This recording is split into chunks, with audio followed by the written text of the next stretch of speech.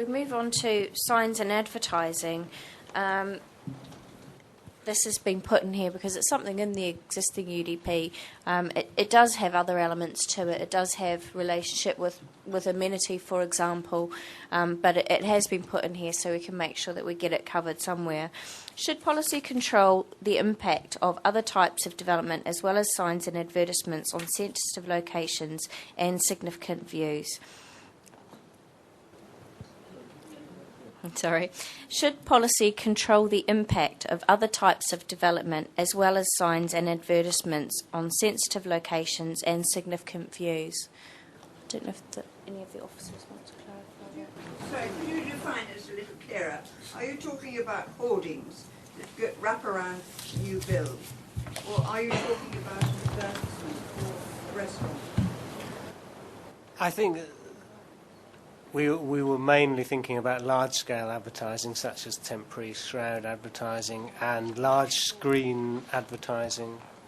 There is considerable pressure at the moment for that type of display.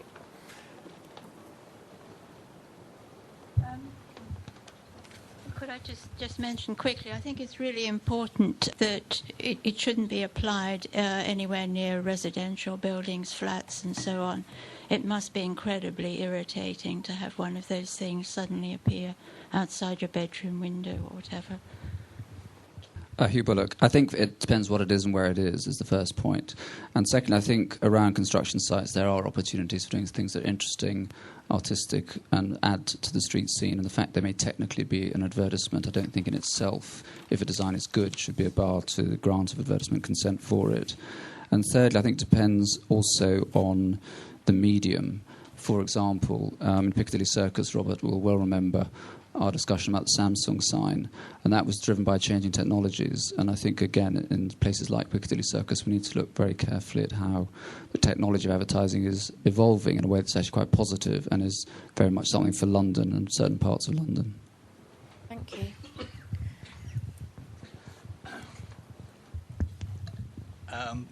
I think there should be a presumption against advertising. It's a very spurious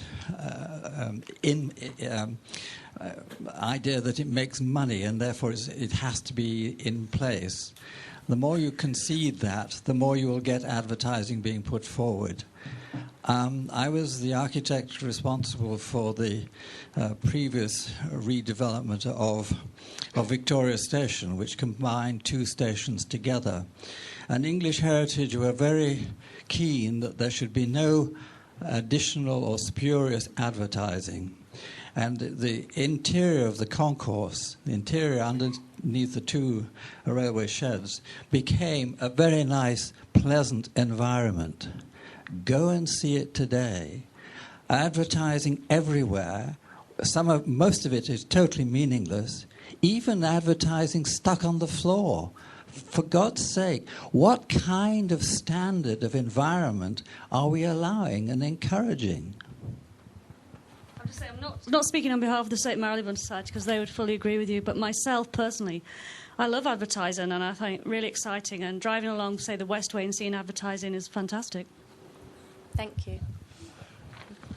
Oh.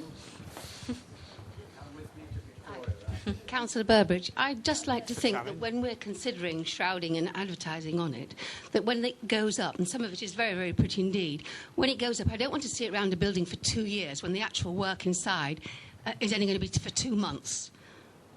So somebody's making an awful lot of money and we're just looking at shrouding. I'd like us to consider that if the work takes 2 months, the shrouding and the advertisement also stay up for 2 months and not 2 years. So time-limited consent. Okay.